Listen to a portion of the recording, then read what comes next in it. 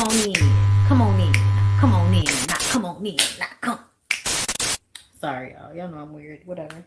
Hey everybody, what's up? It's your girl BondyBlue. So let's go ahead. Let's go ahead. Hey everybody, what's up? It's your girl BondyBlue. Okay, follow me on Instagram and let's get into the video. Right?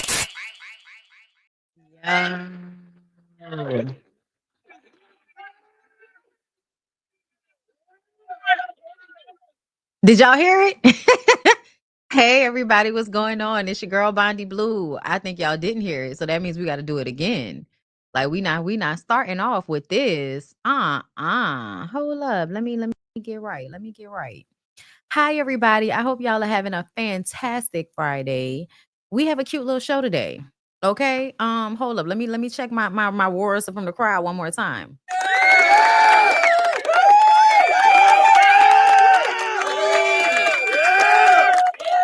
Okay. Y'all StreamYard just be changing my settings and shit. Okay. Hi, y'all. Oh my God. Thank you for waiting for me. Like the video as you come in, subscribe if you have not already. Okay. Please don't forget about my secondary channel, BondyBlue Bites. Please take the time to go and subscribe over there as well, where you will actually get like just the straight up, this is what the video is about. 2 minutes, 3 minutes, 5 minutes, 10 minutes, whatever it is. And I've been releasing content over there this morning. So there's some stuff already new up, and there'll be some new stuff coming as we go through the weekend. So please and thank you. Okay. Also, don't nobody forget about a bitch massage fund. Okay. Listen, I appreciate everybody that does super chats, but I'm gonna tell y'all, I really do prefer when y'all do it in Venmo or Cash App. Just because I don't have to wait until the end of the month to get it. Okay. But thank y'all so much. Everybody that gave to my Cash App, shout out to y'all. Thank you.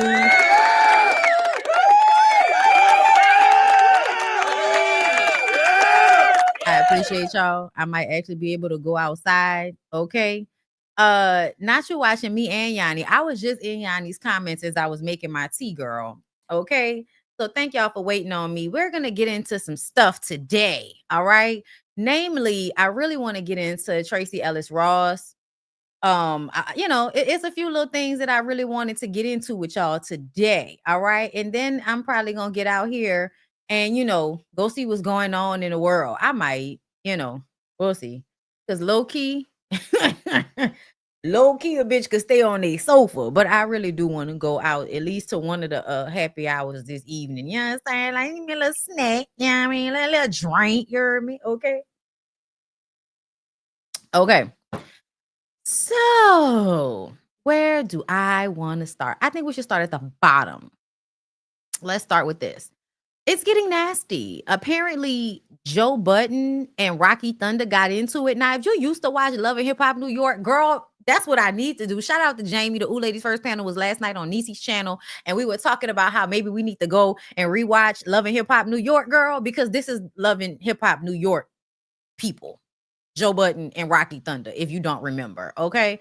Or if you're not in the New York area to know who Rocky Thunder is, okay? Because I believe she's on the radio or something like that out there, girl. I don't know. I don't keep up with these people. But either way, to start the show off, right, again, not again, girl. They always fighting and cussing each other out. I don't even understand. But let's go ahead and hear what they had to say. I have not listened. This is a cold listening, girl. I haven't heard anything. I don't even know what they arguing about. Let's listen.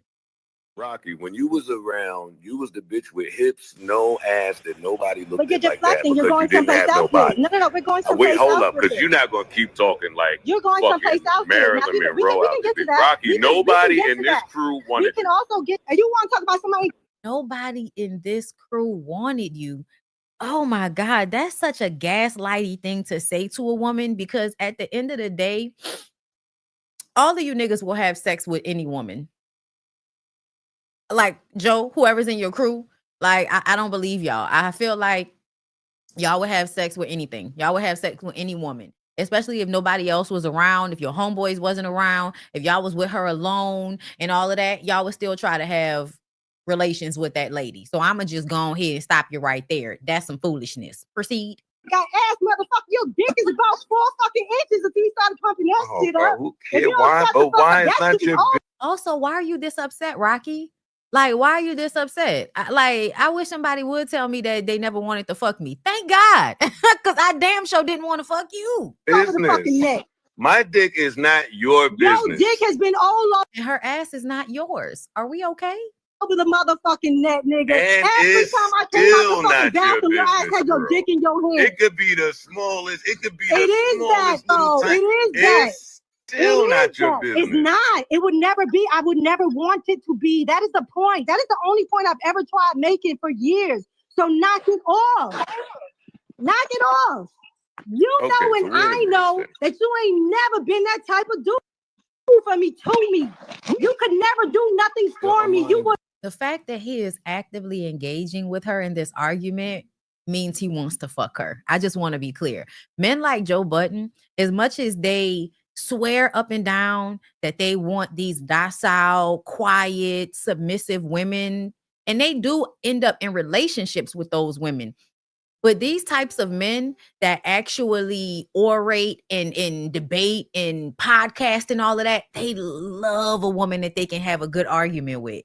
They will stick like they are actually sexually and mentally attracted to women who they can have arguments with.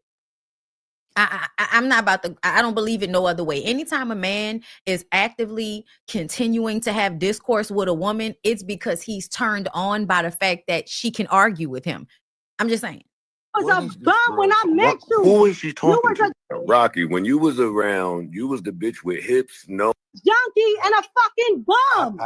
I'm gonna. I want her to stop screaming. I think that's a new, like, no, it's not just a new, because people be screaming. But at some point, I want the women to stop extending, because I talk all the time, because I'm a person, a loud like person. I've learned that I don't need to be screaming all of the time. Like, you do that because you feel like you're not being heard, especially if you're short. If you're a short woman, you're going to raise your voice because people are always going to be thinking that you're playing or not really hearing you. But as somebody that talks all the time, I do not want to have to raise my voice at anybody. Like, I don't even like when I go out to clubs and shit and the music is loud. I don't like screaming to talk to people. I'm tired. I'm tired. I wasn't a homeless bitch that needed anything from you. I sacrificed my career, my success, and a whole lot of friendships to stay down with you because I saw the potential in your pussy ass. Rocky, you failed at every level you ever been at, and you only here now because you suck Floyd dick. You failing now. You hanging on the fucking with Danny. the exception of like junkie and a fucking bum. I want to tell y'all. Hold up. Y'all, something else is playing and I need to stop. Stop. Okay, it's literally not working. Like, it's frozen. I gotta come back to TikTok later. I was about to try to pull up video, like old video of Rocky Thunder and Joe Budden so that y'all could see. Cause I feel like once I show y'all who she is, y'all gonna remember. Hold up.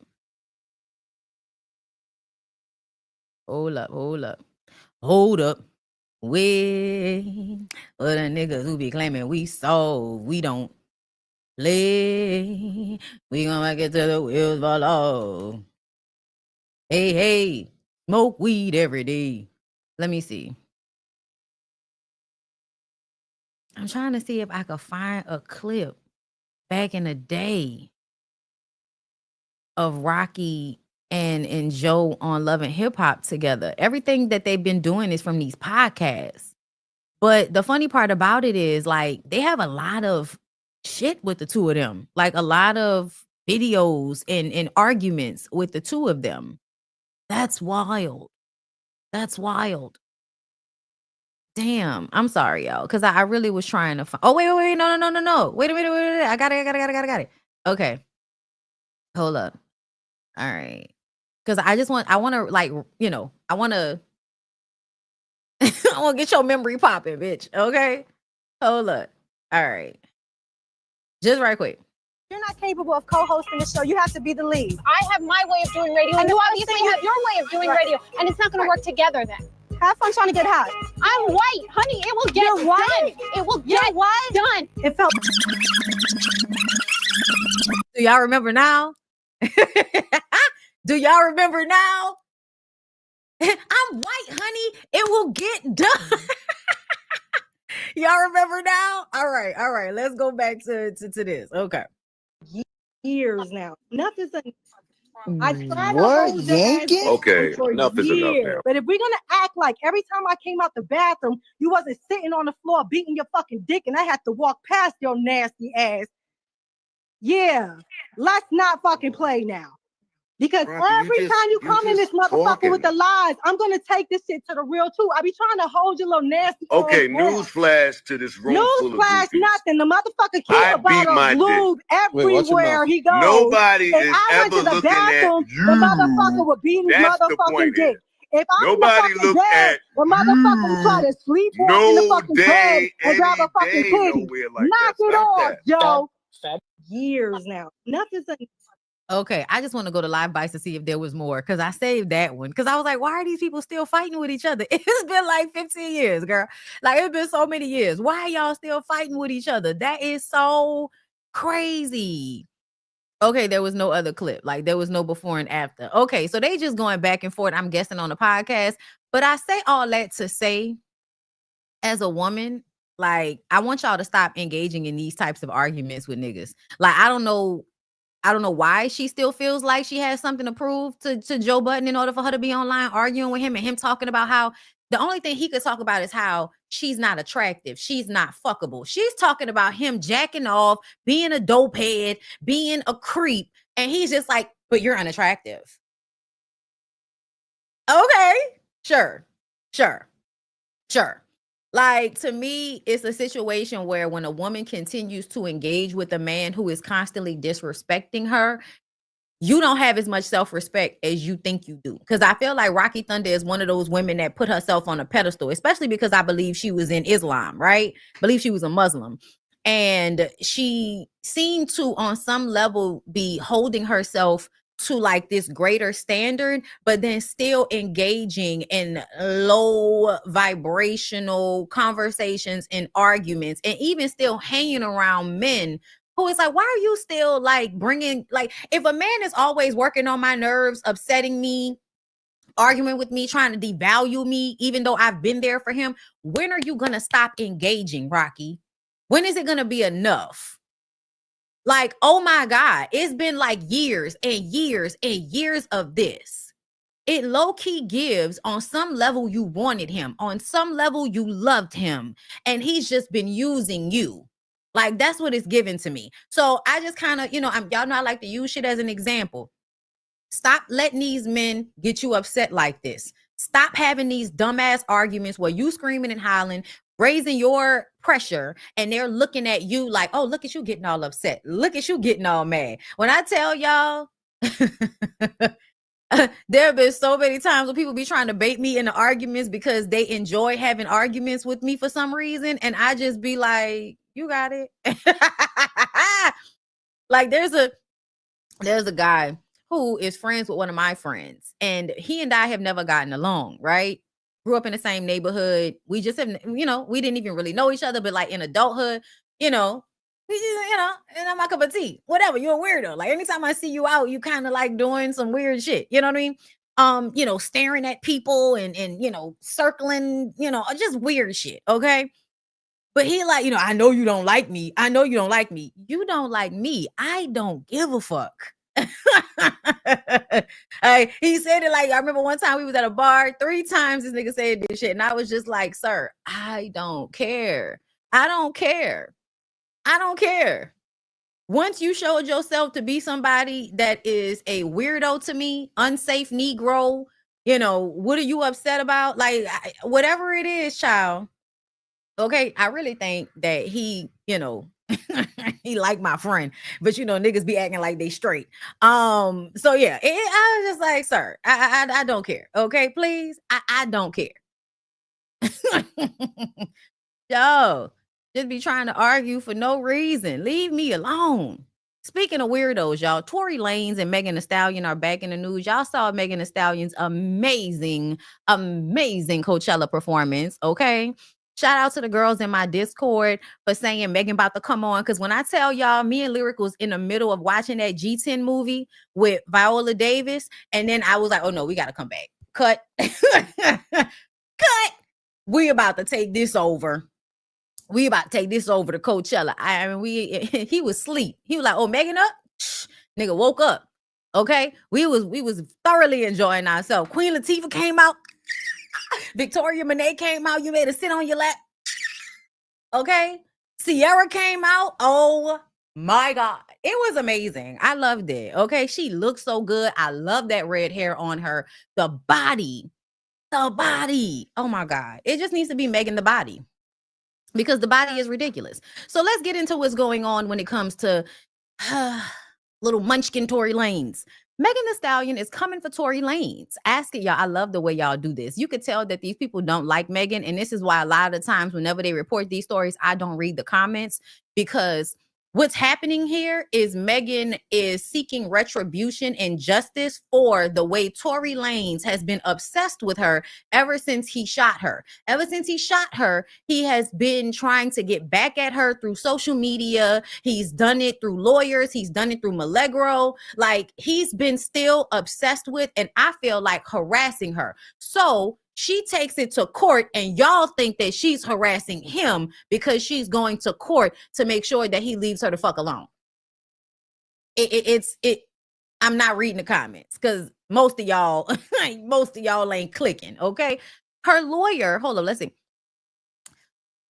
Okay, Megan Thee Stallion is coming for Tory Lanez, asking a judge to call him out for his behavior during a recent deposition, which she labeled as disruptive, inflammatory, and inconsistent with the basic norms of civil litigation. So that means he was in there acting an ass.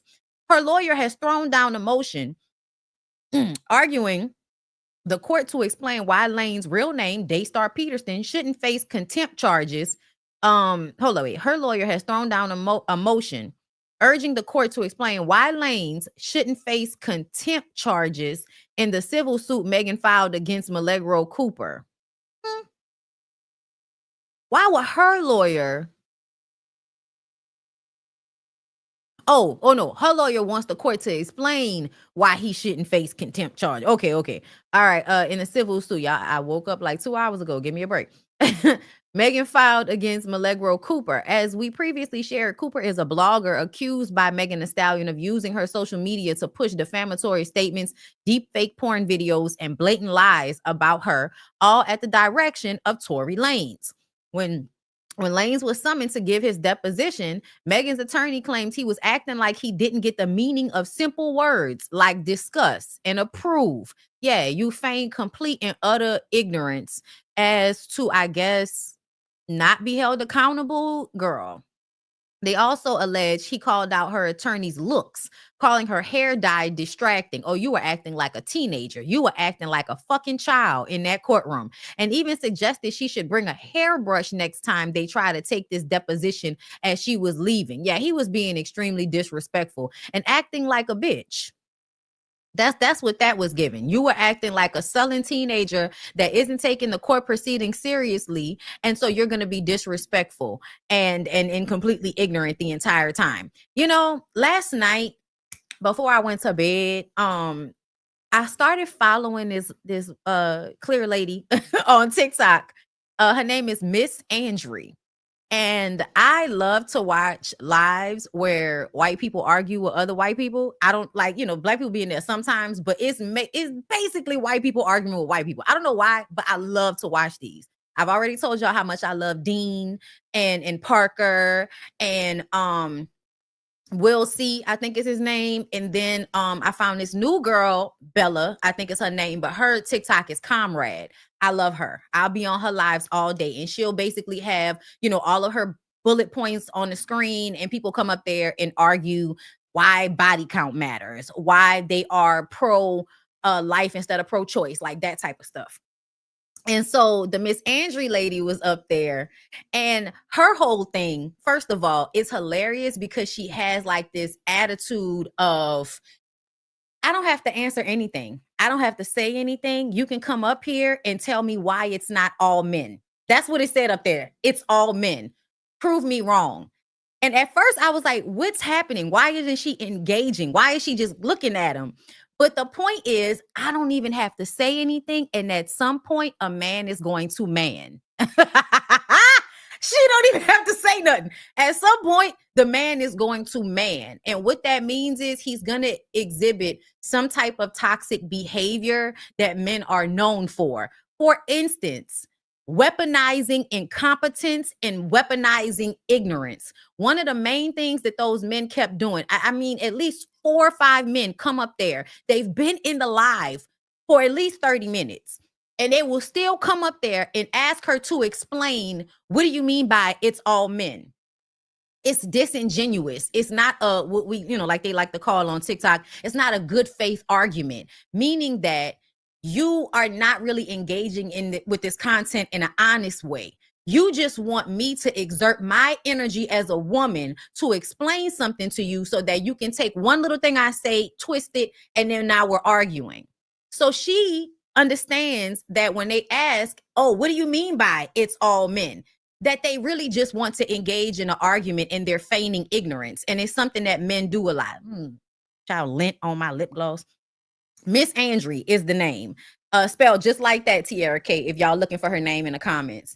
But it was hilarious, y'all. It was hilarious to watch her be like, and it was like, why don't you want to answer my question? Because I don't want to.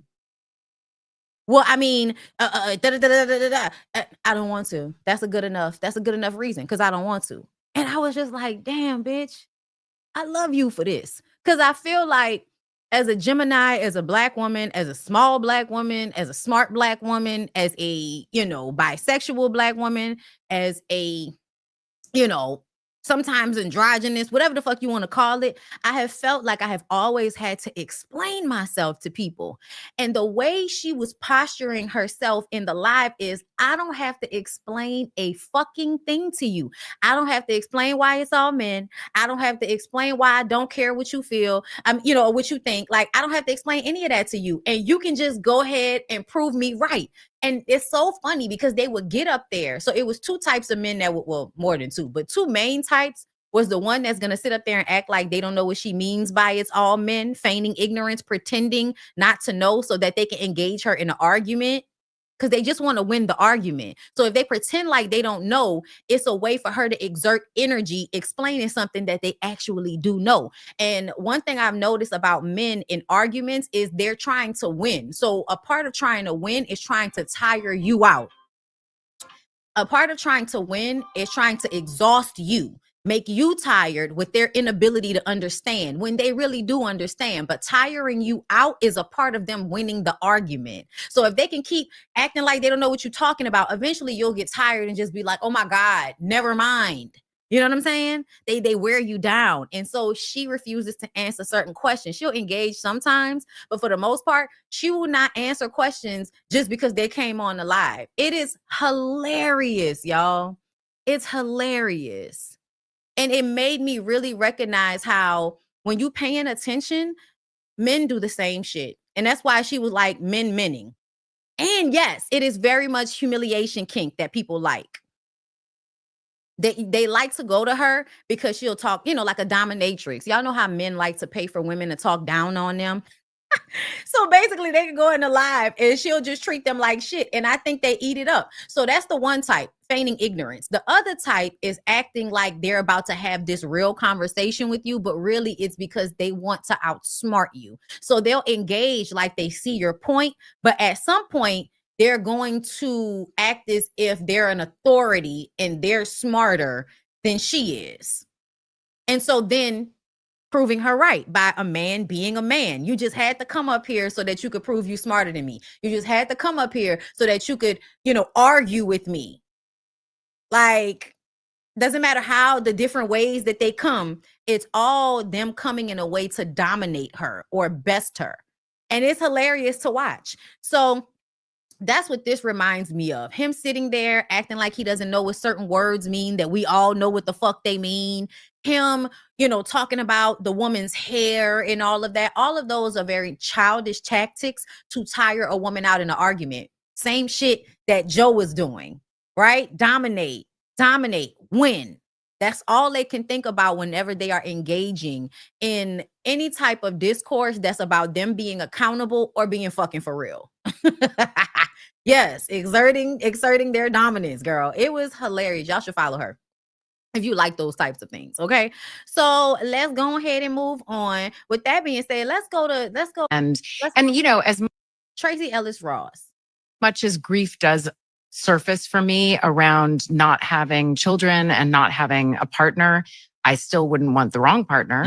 That's a great point for people to hear. I'm not interested in that. You have to make my life better. It can't just be, you know, I'm in a relationship to be in a relationship. So even though the grief does emerge and that comes and I hold that, I think of what I've done. And I think of, I woke up every morning trying to do my best. I didn't wake up one morning and be like, I'm going to mess this day up. That's right. So I must be where I'm supposed to be. And I don't know. Sometimes I think of all of the things I've done, the courage that I've had to have and what I've had to learn how to navigate as a single person with no one to hide behind. Yeah. And it's built a really beautiful experience around me. And I have incredible friends. And you know, as the reasons though that, because I had to ask myself that question, I was like, what is this about? Yeah.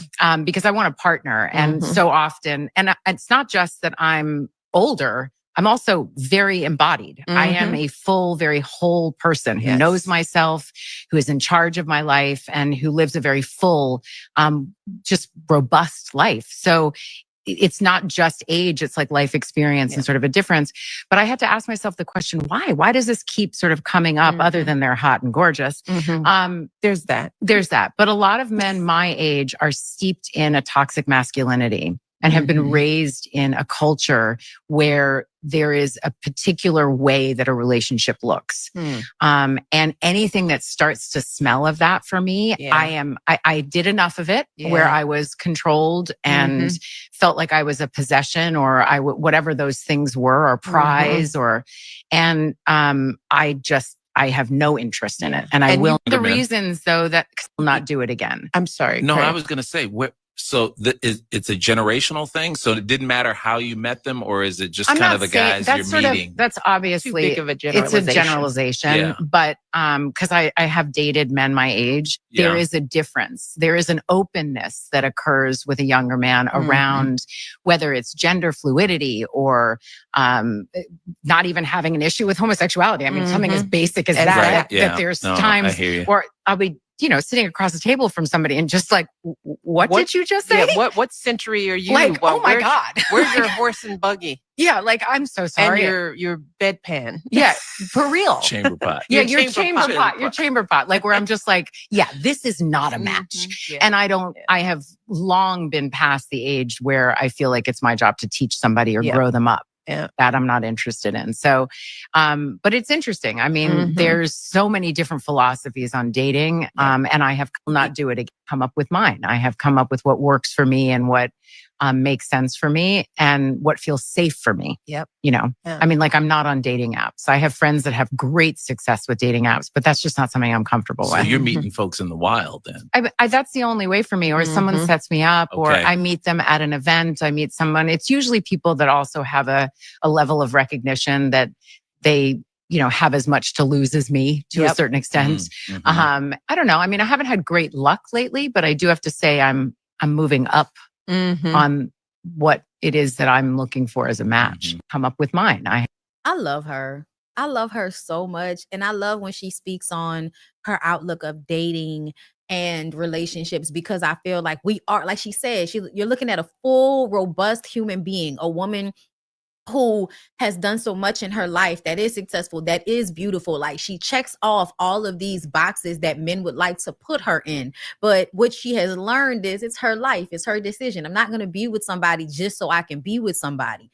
I absolutely respect that, because I'm the same way. I'm not about to be with nobody just so I can have a partner. That's fucking dumb. Like, and you do feel loneliness sometimes. Like, for instance, with me, I go out by myself all the time. I have my friends, but my friends have other shit going on. And, you know, like, 2 of my friends are out of town. One of my friends probably gonna be with her man. You know what I'm saying? My man works all the time. So a lot of times I go out by myself, and I'm good with that. Does it sometimes feel, I won't say it feels lonely, because I always see people I know, but there are times where it's like, damn, I wish I was here with a friend of mine so that I can engage in some type of conversation, or that I could, you know, just be here with someone who's here with me. But I also like being able to move around as I see fit. I don't like waiting on people. I don't, you know what I mean? Like, I would just rather move as I see fit. And I remember being a young girl, I was never allowed to go anywhere. I wasn't allowed to do anything. And even in my adult life, my mom would consistently, you going by yourself? Be careful. Well, where's Lyric? Leave me the fuck alone. Leave me the fuck alone.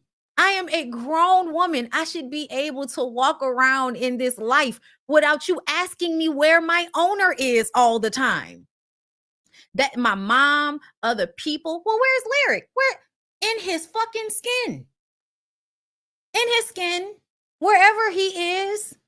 And then they assume because I actually go out and do things on my own that we must not still be together and shit like that. It's like, nah, I'm definitely going to be in the bed with him tonight. You know what I'm saying? We'll see each other. All right. But I am very much a loner. I am a person that has spent a lot of time alone. When I was a kid, I'm the kid who stays in her room and plays with her dolls and watches TV. Like, I was able to really build being alone from a child because my parents was, you know, it depends on what they're going through. If they good this week, then I'm going to stay in my room because they're good this week. If they going through it and they having an issue, then I might spend more time with my mom. And then when me and my dad are alone, I might spend time with him. But all in all, I'm going to be in my room on my own because if I'm in my room and I'm on my own, then I'm not doing anything to upset anybody. I'm not aggravating anybody by just breathing or humming or moving around too much. You know what I'm saying? So I very much have learned to love my alone time. And if I was in a marriage that I was not happy in, I would not be in it because I can take care of myself. You know what I'm saying? Like, nigga got to show up as a partner to me. So I definitely understand where she's coming from. I want to read this comment. I love her to death, but she is my nightmare.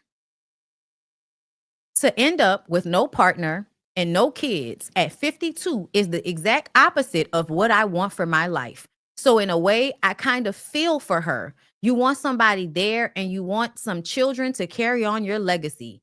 I don't know about y'all, but I do. And you are entitled to want that.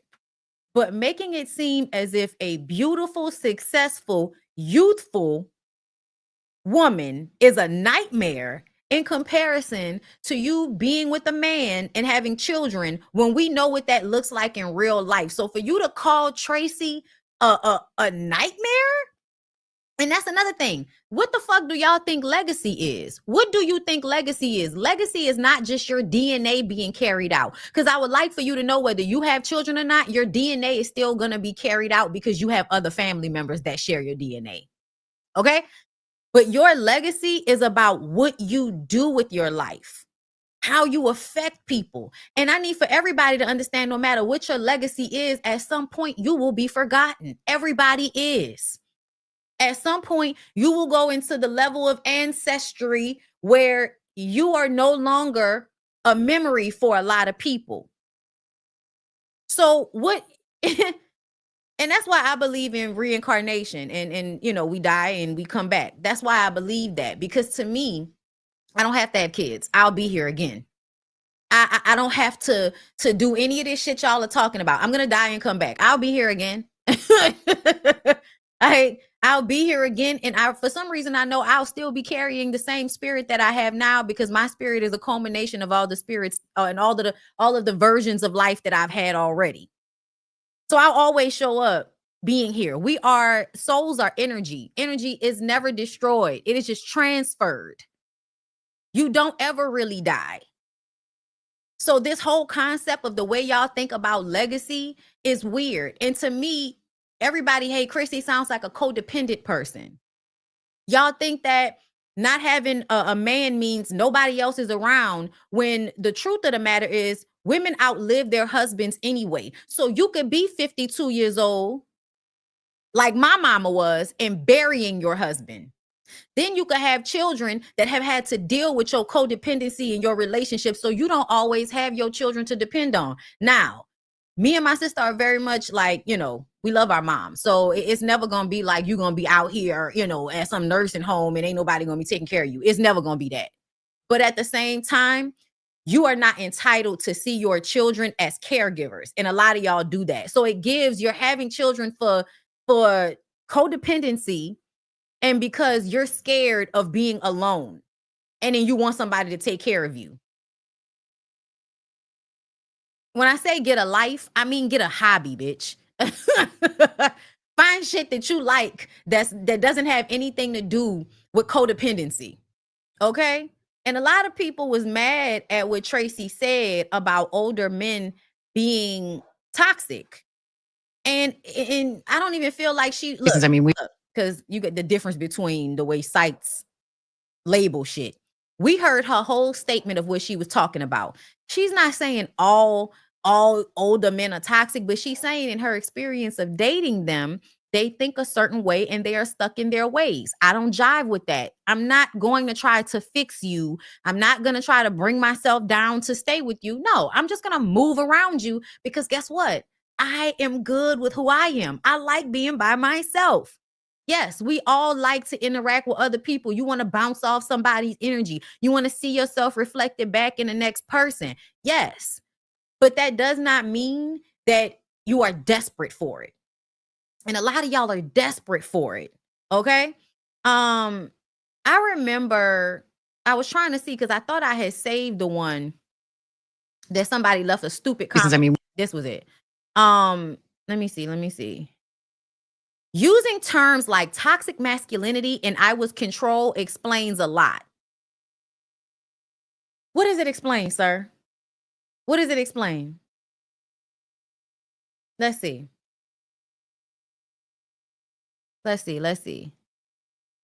Fake made up buzzwords. They're not. First of all words are made up. Let's start there. It's not fake. It's a real word. Toxic is a real word. Control is a real word. I feel like men on social media are so upset because the things that they used to be able to like hide, women are now talking about and putting words to and calling a thing a thing. And I've noticed how much y'all get mad about people calling a thing when it comes to control and abuse. Y'all really don't like that. You know, not y'all, but y'all. Y'all really have a disdain for the fact that we can now see it and we are no longer caught in a cloud of illusion about what's happening and what this is really about. For instance, I'm gonna say it again. We wanted to say Princella was wrong, but when Princella said that you niggas do not know what love is, she was right. She was absolutely right.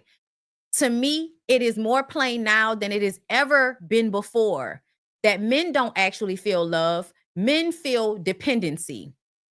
They convince women to feel love so that women will be the person that they can be dependent on. Women are in some type of love. Men are using you for the love they know you feel. That's how I feel. Okay. So that's another reason why anytime I see any type of imbalance, cut that shit off. Cut that shit off. Because that imbalance is letting you know that they're with you and telling you that they love you because they want you to love them so that they can use you. That's why it feels imbalanced. So this is what he said. Exactly. There's plenty of blue collar men that will give her what she's looking for. You don't even know what she's looking for. Unfortunately, they don't qualify for her. She doesn't even see those men. So this is a man that doesn't make any money. This is a man that feels insecure about his lack of status that is now imposing on Tracee Ellis Ross that she's just ignoring a group of men that would be good for her. Y'all have heard Tyler Perry say this. Y'all have heard Iyanla say this. But everybody is always trying, ever since the early 2000s, y'all have been trying to convince Black women who are highly successful that the reason why they have not found happiness is because they're superficial. Yes and no. As we talked about last night on the Ooh Ladies First panel, there are young women that aren't looking for the right things in a partner all the time. But what we have seen even more is that whenever women who have a lot do give these men a chance, these men resent the women for having more. And then what do? They have to humble you. They have to humble you. They have to make you feel less than, pick you apart. And then don't forget, if you have more, they're going to rest in their feminine and use you. A lot of them do that. So yeah, no. He also said instead she would prefer a man that's on her level, status-wise, attractiveness, and has a particular income. So you mad because she doesn't want to stoop down to your level to come and get you because she wants somebody that she feels equally yoked with. Y'all are upset about that. Y'all always want women to lower their standards for y'all instead of y'all lifting where you are in order to meet where our standards are. The men that she wants or prefers have multiple options, and most of them choose not to be monogamous. So the men can have whatever they want. The men can have all of their preferences, but when Tracee has her preference, now all of a sudden she's wrong. So since she can't control that, it's defined as toxic. No, it's defined as toxic for a plethora of reasons. Homophobia is toxic because you hate gay people. That's toxic. Y'all thinking that these stark gender roles is a control mechanism. It's toxic. We're not defining it as toxic simply because the men that we want, we can't get. No. We're defining it as toxic because it is. I need you to look up the definition of toxic. But that wasn't him. The main, because I wanted to come to his comment. So his account is private, right? His account is private. Look at him. Look at his face. So I go to the other one. He's a basketball coach of some sort. So look at you. Who you like? Look at this man, y'all. Look at this man. This man, I can look at him and see how insecure he feels about himself. It doesn't matter. Look, legends. He's a great coach, all of that. But look at you in the fucking comments. Look at you in the comments. Mad because a woman is saying men of a certain age are controlling and have toxic traits. You in the comments mad about it. But when I look at you, I see why you're mad. You're not as attractive. You don't have as much money. And you are mad at a woman like Tracee Ellis Ross for being attractive, being 52, being able to get these young men, having her own money, and not being dependent upon anybody enough to just take any old thing. You're mad about just the example of that. Why?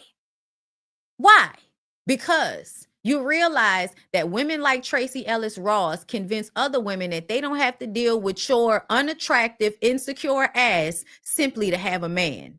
And that's what y'all want. Y'all want all of the women to feel fear. Or like your girl said in a comment, oh, this is my nightmare to end up alone with no children at 52. Okay. Y'all use that to force women to be in unequitable relationships. Y'all use that to push women into a corner of staying in an unhappy place to suit your comfortability.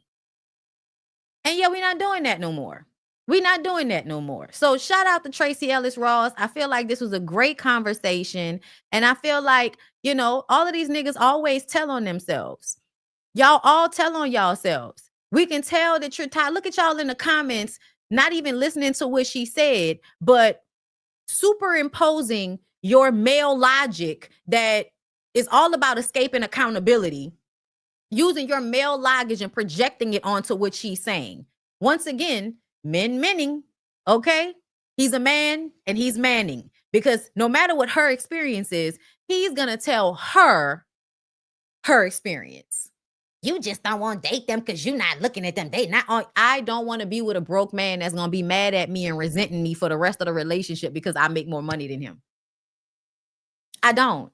I would rather be alone. I would rather pay for myself and take my own trips than having to pay for you and have you resent me for it because you're not making as much money as me. Get the fuck out of my face. No, really. Get the fuck out of my face. All right. Y'all, I saw this and I had to come and read this to y'all. This some old hoe shit, okay? Y'all, please don't take it as disrespect when I say old hoe shit. It's just New Orleans people say certain things and then it just becomes like a saying because it's funny to me, not because I'm actually meaning it as disrespect. Okay, because y'all, I love me some Diahann Carroll, so it will never be an old, but it's an old hoe. You know what I'm saying? Because y'all think all of us are hoes, so no old hoe.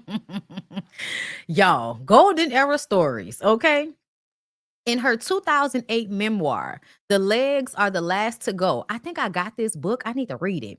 Diahann said when the apartment was ready, she's talking about her relationship with Sidney Poitier, okay? 1959. When the apartment was ready and I was about to move my daughter in with me, Sidney told me he didn't want her there. He changed the locks so I couldn't get in. Then he made me write him a check to offset his purchase and decorating cost. I did as I was told, submissive and desperate. Despite refusing to leave his wife, she wrote that he would be jealous when she began dating other men. You bitch, whore, tramp, he yelled. I know he just left your bed. I won't have you running around with other men. You belong to me. As they aged, she forgave him and they became friends. When speaking of their affair, Sidney would later say, as I got to know her, I realized she was one of the brightest women I had ever known. 1959. No, I think that's what I'm saying. I think I have the audio book already. Let me check because I think I have it. But this is Sidney Poitier, and I would like to remind y'all that this is a golden era for people, right? This is a golden era. Y'all look up to this era, right? Whether it's because the women are submissive and the way they dress and the way they carry themselves, or the men, the way they, act. This ain't shit ass nigga was having an affair with that woman. They agreed they were going to leave their spouses. She left her spouse.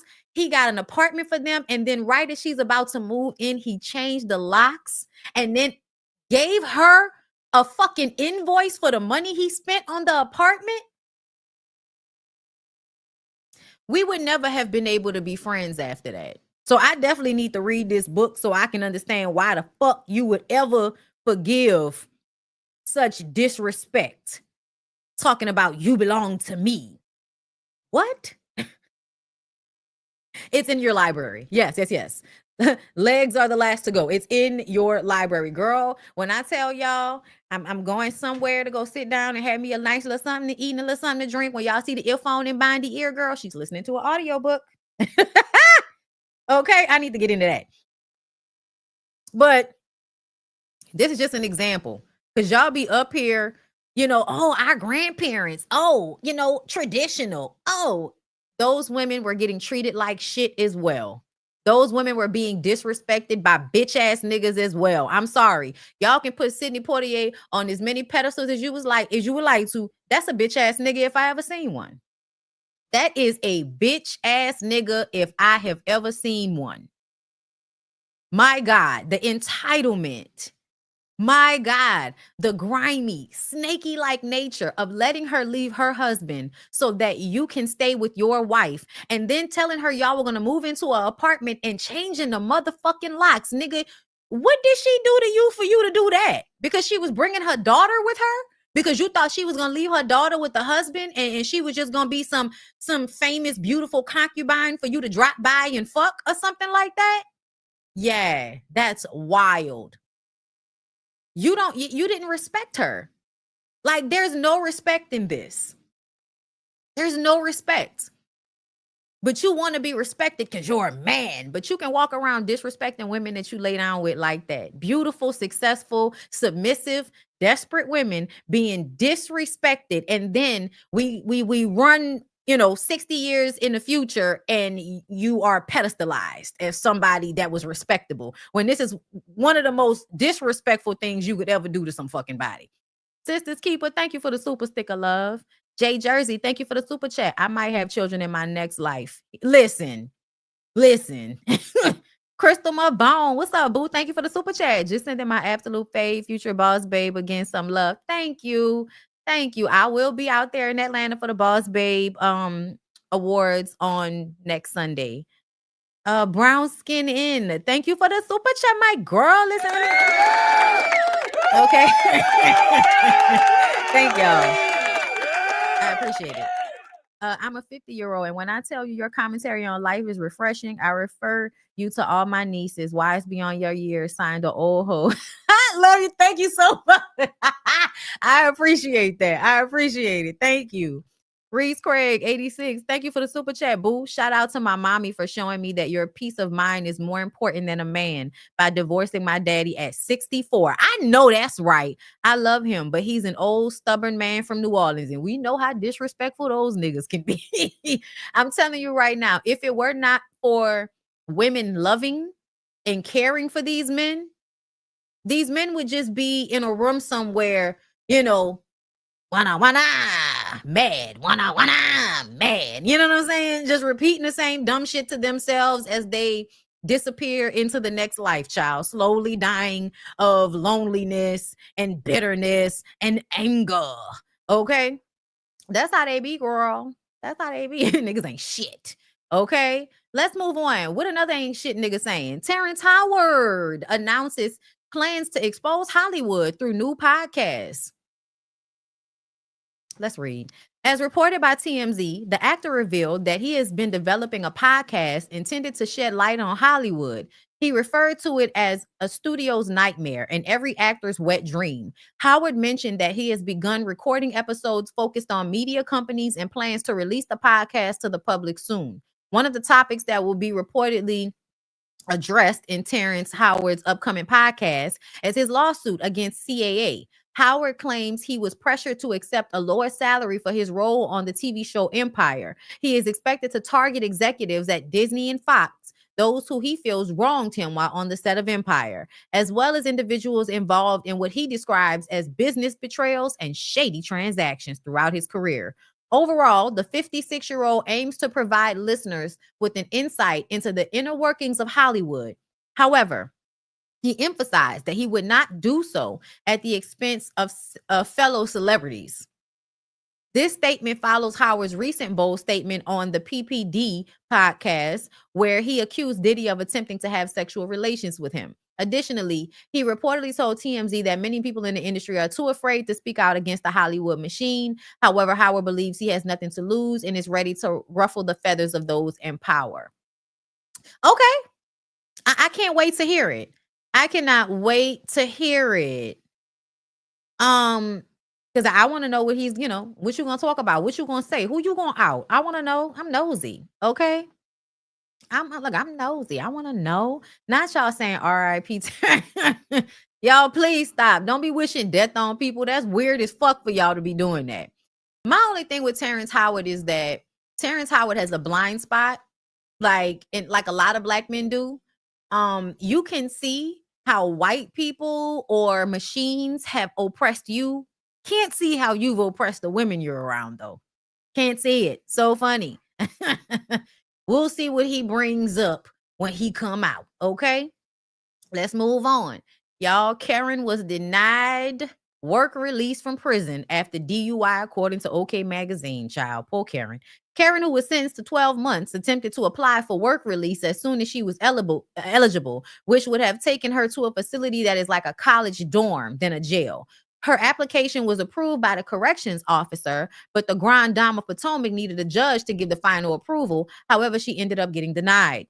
She drew the wrong judge, defense attorney David Moyse explained of Judge Terrence McGann, who issued a disapproval of transfer for Huger. It was just horrible luck. They also mentioned that due to the fact that she's already served 2 months and is stacking up good behavior credits, she will likely be released in early November. Yeah. I mean, I get it. I feel like, the judge could have definitely let you out. You know what I'm saying? And do the work release program shit. Like, you're an older woman. Like, as long as you're not driving, you shouldn't be an issue for anybody. You know what I'm saying? But I also feel like Karen tried it. And I think a year of sitting her ass down somewhere, she'll be okay. Okay. But I definitely feel like they could have let her out, and that was kind of like some, you just want to prove a point to a celebrity type bullshit. Okay. Let's move on. Where do I want to go next? Let's go to Lil Wayne. Okay. Somebody's very sickly looking auntie. Oh my God, this picture is terrible. Y'all, this weekend, me and Lyric was listening to old Lil Wayne. The Lil Wayne that us and Kendrick grew up loving. The Suffix. Okay? Listen. I don't know if y'all remember the mixtapes after Katrina, but that was some of his best music. I feel like it's great of an artist as Wayne is. He is not that level of artist anymore. Now you're just like, you're an icon, you know? But what he was saying and how he was rapping during those years, that's what created the lore. Yes, no ceilings, the Suffix, everything he was doing with Currency at the time, like that's the Wayne that everybody put in their favorite rapper category. Like the only reason I got into Jay-Z the way I did, first of all, was because Jay-Z was talking about retiring. And I was like, retiring? Do we know this nigga like that? And so I bought the Black Album, was one of the first albums that I bought with my own money back in the day. And ever since then, I've been a fan. But it wasn't until he was like, you know, the best rapper, I'm the best rapper alive since the best rapper retired. Like that shit right there. The drought. Come on. Y'all, yes. When I tell you, I forgot I knew all of the words to that shit. We was in a car and I was running it like, bitch, I still remember the words. Yes. So I want to say that there's always like a time where Wayne is who he is to the people. But New Orleans people, when I tell y'all, I'm so fucking tired of y'all hating on Kendrick Lamar because of this bullshit. Kendrick really didn't do anything to anybody. Kendrick didn't do anything to anybody. Okay? And New Orleans people really be out here low-key trying not to play, you know, Kendrick music when we go out and shit. And it's just like, oh my God. I wish y'all would stop being like haters just because you from the same place as somebody, as if that person gives a fuck about you. It's weird. Anyway, Lil Wayne is getting candid about being passed over for the Super Bowl halftime show in New Orleans earlier this year. In a new interview with Rolling Stone, the rapper legend explained that he genuinely thought he was a shoo-in for the gig, especially after execs allegedly encouraged him to become more visible ahead of the February performance. So let's see. So you thought you were going to get it because they were giving you advice on what you could do to get it. Okay. He said to perform, it's a bunch of things they're going to tell you to do and not do. Ass is to kiss and not kiss. If you notice, I was a part of things I've never been a part of, like Michael Rubin's all white parties. I'm doing shit with Tom Brady. That was all for that. You ain't never seen me in them types of venues. I ain't Drake. I ain't out there smiling like that everywhere. I'm in the stew, smoking and recording. But after Kendrick was announced as the headliner, Wayne claimed those same execs suddenly backtracked, telling him we ain't in charge of the selection. He added, I mean, this was telling you so that you could be in the running to become America's Next Top Model, Wayne. Not because you were going to actually win it, but so that you could be in the running for America's Next Top Model. Okay, he added, all of a sudden, according to them, they got curved. So I'm going to have to just settle with whatever they say. Super Bowl halftime show producer Jesse Collins has since clarified that Jay-Z, whose Rock Nation has overseen the show since 2019, has the final say in choosing the performers. While Wayne didn't directly criticize Jay for picking Kendrick over him, he did say they're still on good terms.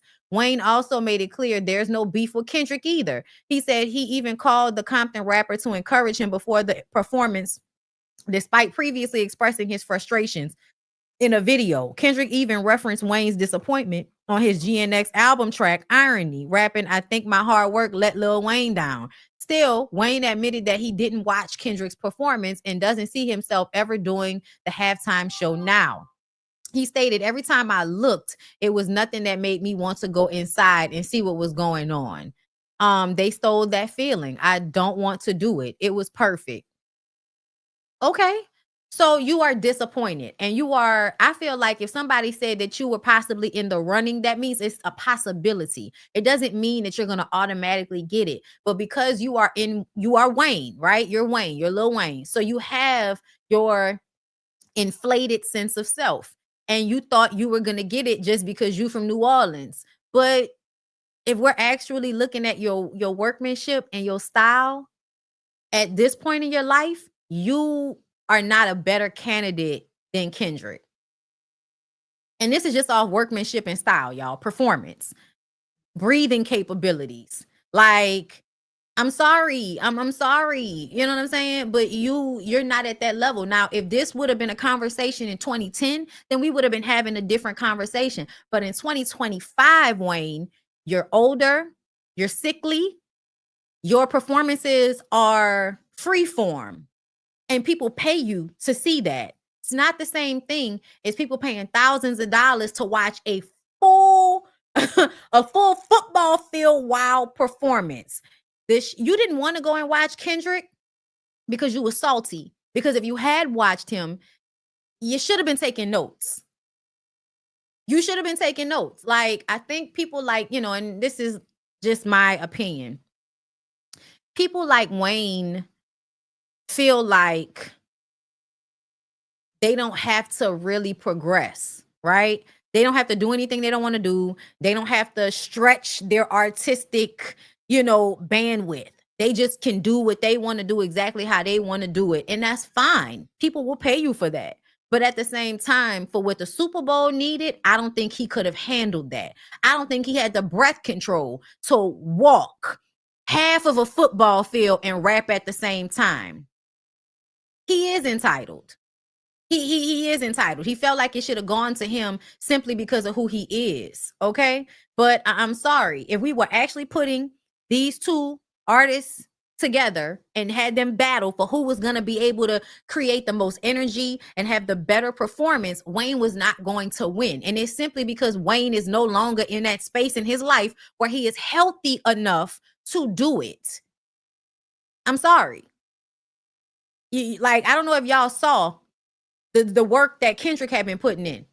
Kendrick was putting in work for his breath control, like doing all kind of physical things to have his body in shape for what the Super Bowl performance would entail.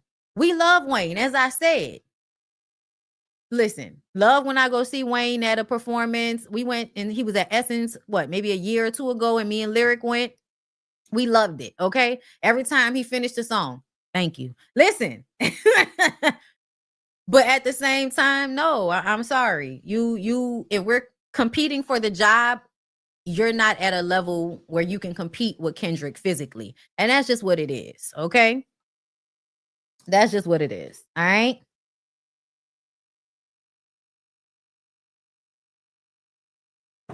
Now, let's go ahead and move on. Let's go here.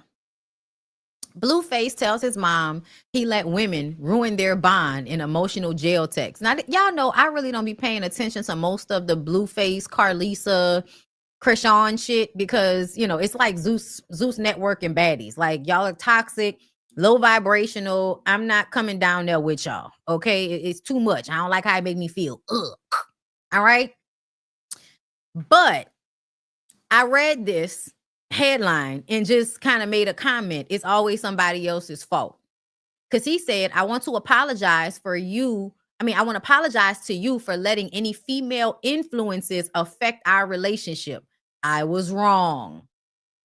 And I said, it's always somebody else's fault because he said female influences. He's basically saying, I'm sorry because I let my disrespectful girlfriends disrespect you.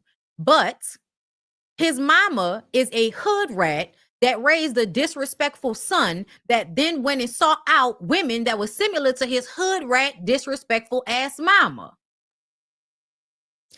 This is not a real issue with the other people. This is an issue with y'all, meaning that even if y'all didn't have a girl who was like Krishan in y'all situation, because Stewie seemed to be more toned down and it was still disrespect.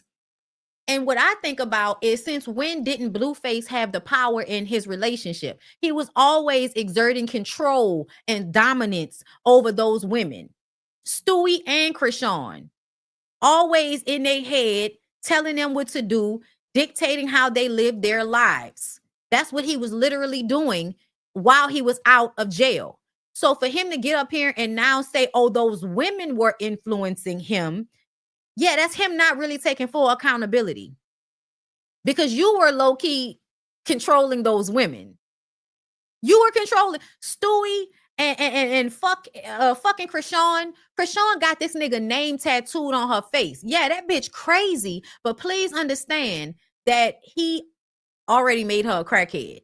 They've been in the toxic relationship, push and pull, where she made him her entire life and was doing anything and everything that Blueface was telling her to do. So for him to then turn around and blame those women, I just feel like it's him not taking accountability. That's what I feel, and that's my opinion. And other people felt the same way when they saw this headline. The only reason I really wanted to talk about this, I'm gonna read it and then I'm gonna get into the comments that were said to me, and that's why I wanted to talk about it. I want to apologize to you for letting any female influences affect our relationship. I thought a few females may have loved me more than you, but I was wrong. I'm glad I came to prison because in my absence, I got to sit back and watch them use my downtime as a head start to their own advantages.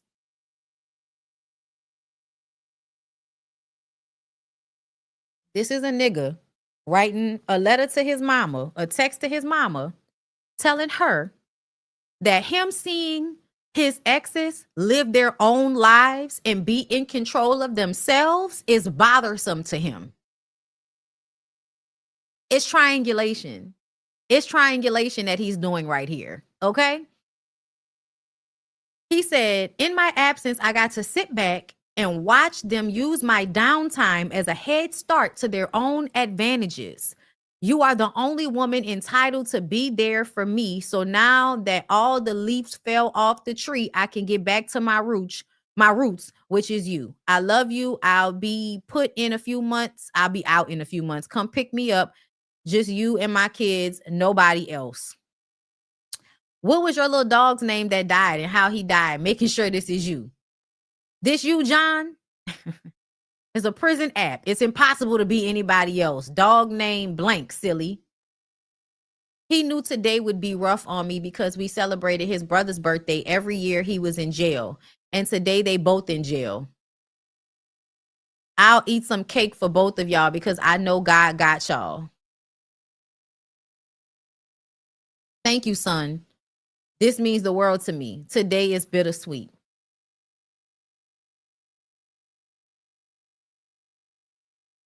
So now that I've explained the inability to take accountability, then let's not even get into, oh, God got y'all. Maybe if you would have been less toxic, Carlisa, and been a better mom and not so fucking selfish, okay, and not such a fucking weirdo, then maybe your son wouldn't be like he is, okay? But this man is basically telling his mama, oh, I've seen how all my exes who I had control of when I was out, how they living their own lives now, and they not here for me no more. Even though while he was in jail, he was still talking to them crazy and disrespecting the fuck out of them.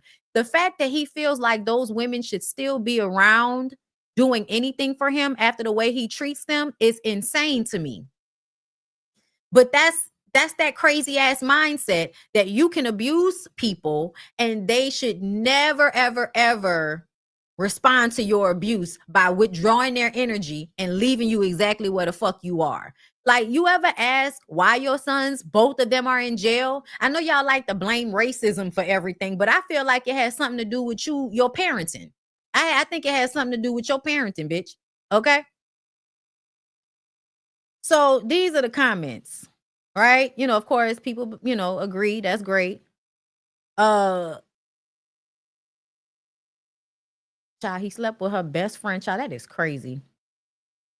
I'm trying to find, did I block her? Oh, I be blocking people because I'm not about to argue with you weird assholes. But it was buku women in these comments talking about, he did take accountability. Did you read it with comprehension? I said, my comprehension skills are great. But you are defending Blueface in blog comments. You have issues you need to go work on. This person said some crazy, like, bitch, you still clocking baddies, girl. Like, a lot of these young women's mentality is in hell. It's in the basement. And the way they show up in comments to argue on behalf of men that would disrespect them and abuse them is insane to me. It's insane to me. Not Blucifer and Rocktard. Oh my God. That is hilarious. But he definitely has like a covert incestuous relationship with his mother, because why would you even compare? Of course, your mom is going to still be there for you while you're in and out of jail. No woman is entitled, you're not entitled to women holding you down while you're in jail when you're abusive towards them. And even if you're not abusive towards them, nobody has to have their life standing still because your bitch ass want to continuously break the law and not give a fuck. Like him and Krishan, I feel like showed that they didn't give a fuck about their life. They made decisions knowing that this could possibly get me arrested. But y'all like attention and y'all like the toxicity of fighting and fucking, push and pull, all of that weird ass shit that y'all, enjoy. Negative feelings, high highs, low lows. Y'all like that shit. But you are consistently ignoring, and that's because y'all were giving reality shows and y'all were basically given approval for your bad behavior. You were rewarded for your bad behavior. So then you forget that in the real world, your bad behavior can end up with you going to jail. And you don't care. You think you're just supposed to keep getting by. And people supposed to keep ignoring all the illegalities. But you on social media showing everybody the illegalities. No. At some point, your ass gonna get caught up, and it ain't nobody else's fault but your own. In his statement, he's still not taking accountability for himself because he don't see how disrespectful and abusive he is to those two weird ass bitches that he done had babies with. So yeah, nobody else's fault because the women influenced him. Nigga, please. You was doing exactly what your weird ass mama taught you how to do. Have toxic relationships and cause triangulation with women. Congratulations. You're in jail. You played yourself. Okay, so let's move on. We was in OLFP last night and somebody told me about this. So let's listen to what Tamika Mallory has to say about Yandy. And we know that the only reason she's saying this is because everybody is making fun of Yandy for the way Yandy is throwing herself in front of bullets for Mendices. He's cheating on you and you telling hoes, oh no, it wasn't him, it was me. You're a weirdo. Being the first person to come help me take a bath. No way in the world. She's the first person that came to help me take a bath because I was so weak. I couldn't stand up. But the weakness wasn't just in my body, it was in my mind. Yeah. I was so broken. And her hands, the way in which she helped me to get myself together, stand up, to pray. We cried in that bathroom. Yeah. It was such a testament to Black women's ability to save one another. Yandy being the first person. I would not have told the soul this, yet you speak my name in every room you enter in so much love and light. Blood couldn't make me love you more than the tears we've bonded over. You are rare. I needed you as you needed me. God did. Child. I hate when y'all use fucking DJ Khaled. God did. Like, it's just a pet peeve, y'all. Y'all know I don't really like DJ Khaled too much. Anyway, ain't no fat nigga telling me what he ain't eating. Okay. So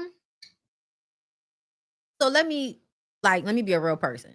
At the end of the day, I think this is beautiful. I think that it is beautiful that a real bond, a real sisterhood, a real relationship was created between Tamika Mallory and Yandy. We know they've done a lot of like social justice warrior shit together. They've got maced and everything. They've been outside of Mendices prison trying to make sure he had heat in the summer. I mean, heat in the winter. Okay. They've been out there in the trenches for Black people together. Right. And I feel like I love this, but I also feel like it doesn't make us look at Yandy any different. And it also makes me okay. Because I'm trying not to say something. Okay.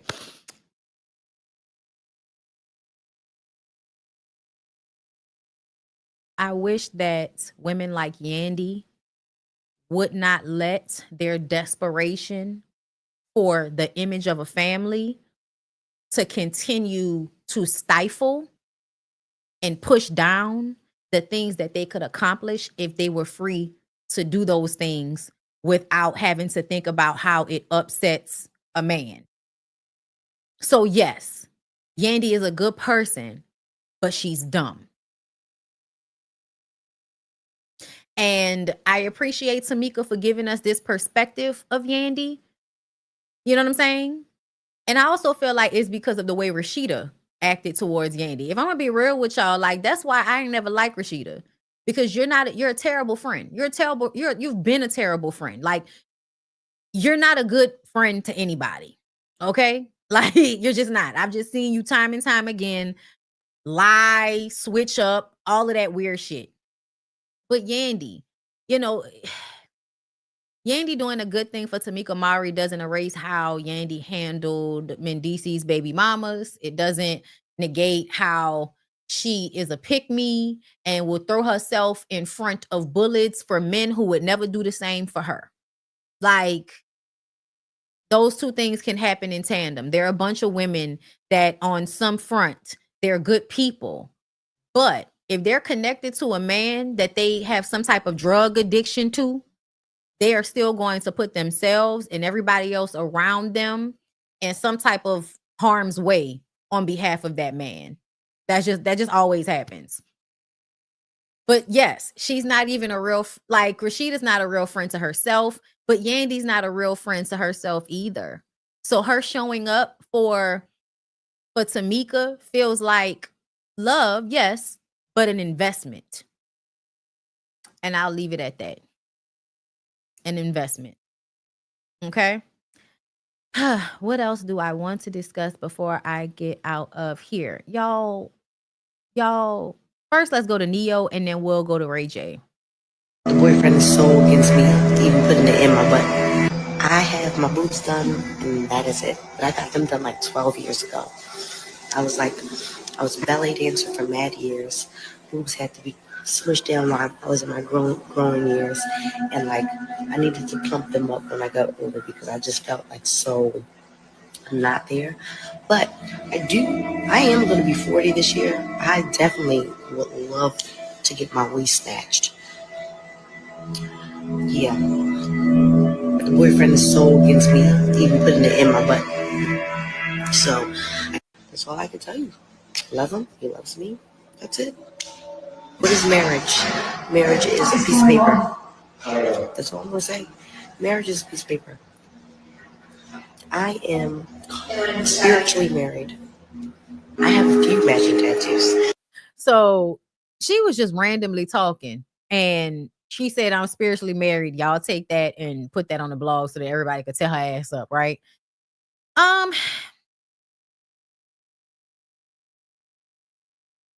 Yeah. Time will tell. Time will tell. But when he said that the way he talks about being the head, the way he talks about being the leader, yeah, all of that shit means that y'all are in some type of imbalance, meaning that all of the women have to make concessions and sacrifices that he doesn't have to make. But as long as they're agreeing to it, it makes it seem as if it's okay. It's really not, but okay. Child, I ain't mad. You 40 years old, girl. Live your life. I'm not mad because listen, I just wouldn't be putting my shit. I don't know if I would be putting my shit on social media, but you know, if I'm like a 40-year-old single woman and I want to, I won't be out here, okay, having foursomes and threesomes and twosomes and all of that shit. Like, let that lady live her, all of them over there. But I still see it for what it is. I'm not mad about it, but I see it for what it is.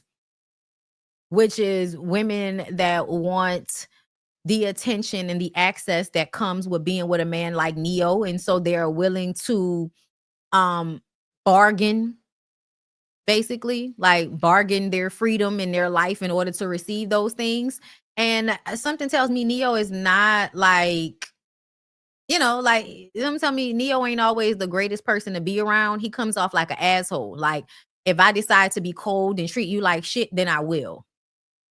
And I also feel like there has to be triangulation. There has to be all types of weird shit in the dynamics of the relationships. And I'm talking about playing mind games and shit. You know what I'm saying? Being mad at one girl, so you show another girl more attention. That type of shit. Like, you know, that's just the way I see it. But we'll see. We'll see how it all plays out. At this moment, I don't think Neo is rich enough for this dynamic. I think everybody thought he was rich enough for this dynamic, but when you find out that all of these girls work, yeah. They all work. All right, so let's go. So this is the first time Ray J. Now, listen, y'all remember what I told y'all? My auntie told me about how these niggas love a stank coochie girl. Why I can't hear it?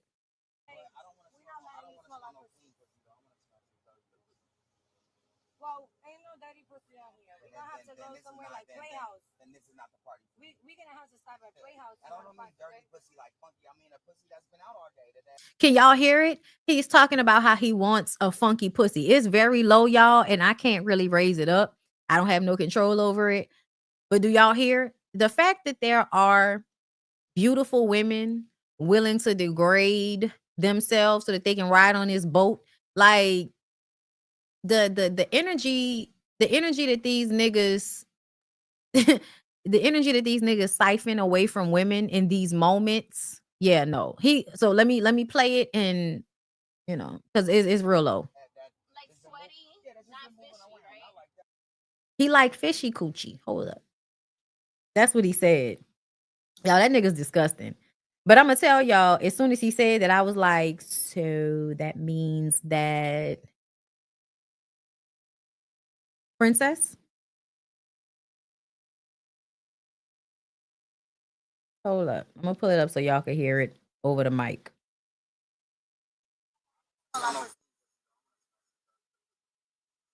Well, ain't no dirty pussy out here. We're gonna have to go somewhere like Playhouse. And this is not the party. We're gonna have to stop at Playhouse. I don't mean dirty pussy like funky. I mean a pussy that's been out all day. That like sweaty, not fishy, right? I like that. I love it. Like sweaty, like a little musky, like a little musky. Like he said the one that been outside all day. I'd rather a fishy one. A fishy? No. Yeah, I love it. But I don't want to smell no clean pussy though. I want to smell dirty. Well, ain't no dirty pussy out here. We're gonna have to go somewhere like Playhouse. And this is not the party. We're gonna have to. That nigga said if it's not stank coochie, it's not the party for him. So they're drunk.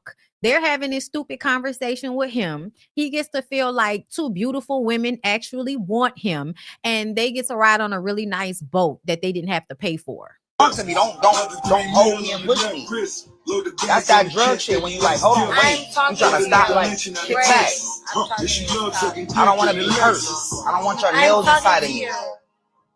On the dead homies. I just want to just chill and have a good time. You like trying to push me in the corner like you can control me. Don't try to control me. Don't try to stop me when I'm walking this way. Hold on. Ray. The funny part is the way Ray J is screaming about control and pushing people into corners when I feel like that's literally all he does with women is control them and push them into corners. Hilarious. Stay right here. Why would I control you? I don't know, but you did. Also, I think he is partying to his own music. You're the most fun when nobody is controlling. But you're different before you was. You need to let the addies calm down. Adderall? Let them calm down. Let the addies calm down. Let the no. Let the addies calm down with her. Let the addies calm down. No, y'all need to chill, y'all too, and you calm her down and stop. No, I don't give a fuck at this point. Stop being rough with me like this. I don't like rough shit. I'm a dead homie. Before the rough shit. Milk. Big Franks in my bank, baby. You should come and chase that. Chase that. That nigga that you fucking, baby. You should go replace that. Yeah. Lame nigga shit. Lame nigga shit.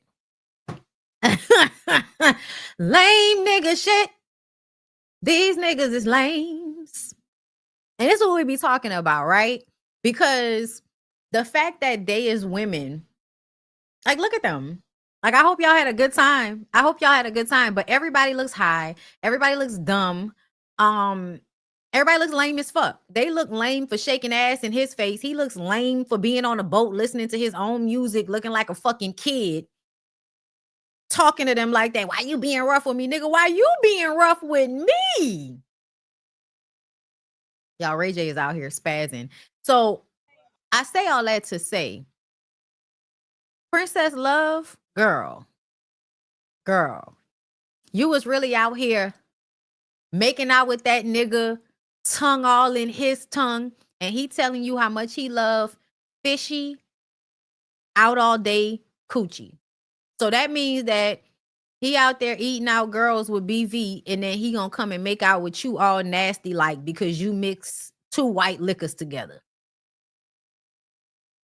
I want y'all to know as a real deal functioning, like I would never call myself, but as a drinker, as somebody that really enjoys a good cocktail, you can absolutely mix vodka and tequila and not be making out with a man that has BV in the back of his throat.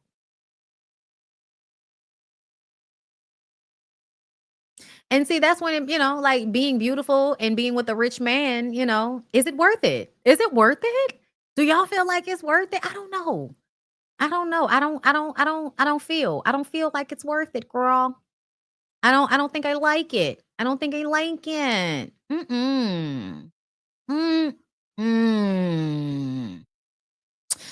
yeah, I think that's it. I think that's all I got for y'all today. A cute little hour and a half show.